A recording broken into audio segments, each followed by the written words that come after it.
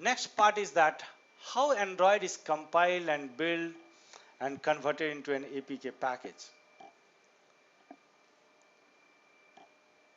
Although everything what happens in the compile, build and all that you never really need to worry about in most of the cases at least, but it is good to understand.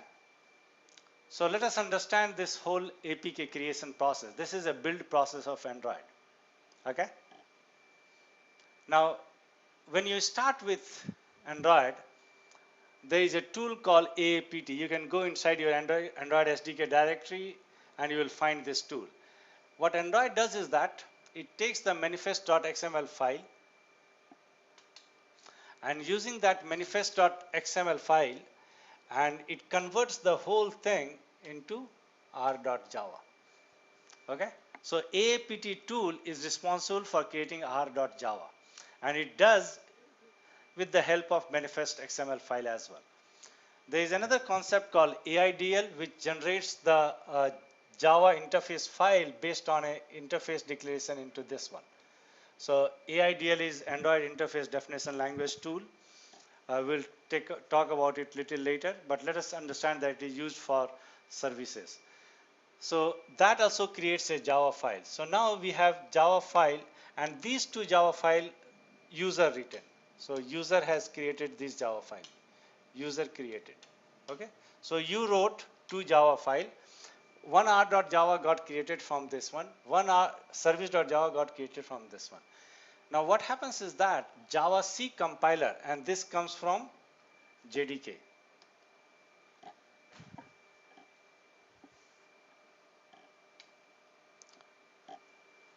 This comes from JDK.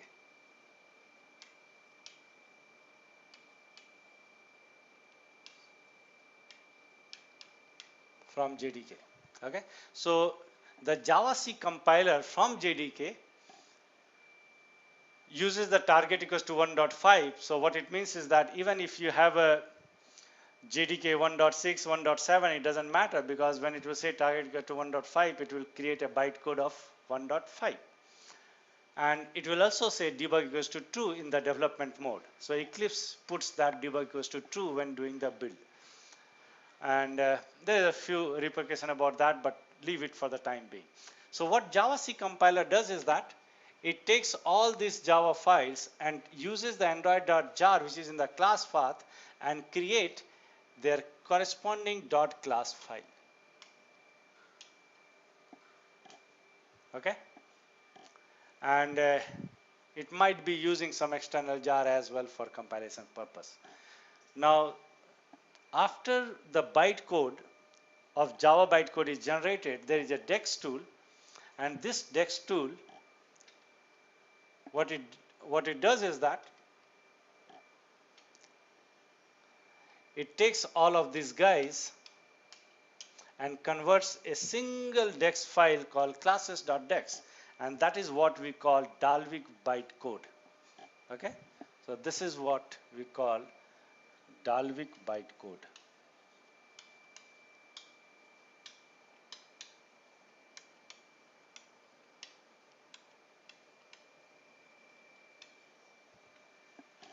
And this one was Java bytecode.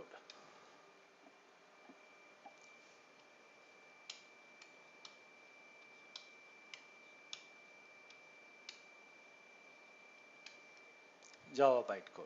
So Java bytecode, all the Java bytecode is combined into a single Dalvik bytecode.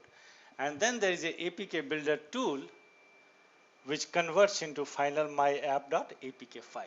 So this is the way that complete Android build process takes place.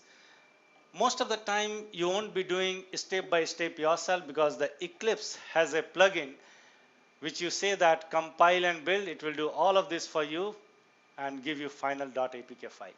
But if you want to do it, you could very well do it. You need to set up little bit of and in the command prompt and can do all of this yourself as well. There is nothing that is very complicated. Okay, so that is the way the Android build process works, and it creates the APK.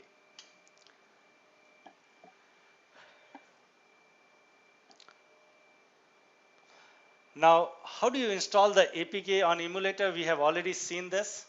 You can use ADB install your application.apk, or you can use ADB cell remove your application.apk, or you can say ADB uninstall and give the package name.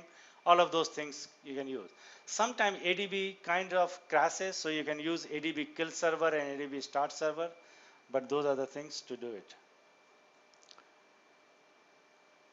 Okay, so let us go back to Eclipse. So I think we have pretty much covered this complete directory structure and the basics of this whole thing. Okay, we have also understood about how to compile and build and run an application. So compile and build and run application is very simple in Android. It is perhaps the easiest one.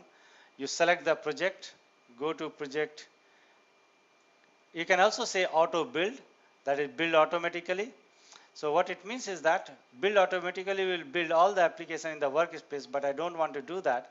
So I generally go manually and do it, clean and build. Otherwise it will build, if I have 100 projects and there is some problem with any one of them, then every time I will have to worry about them.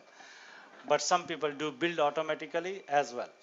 To run, very simple, just click this guy and keep watching here, and it is going to do this. Android launch running normally, performing this activity launch, installing this APK success, starting your activity, the first activity. So you're pretty much done. So that's all it says. Okay. Now let us go back to our this one.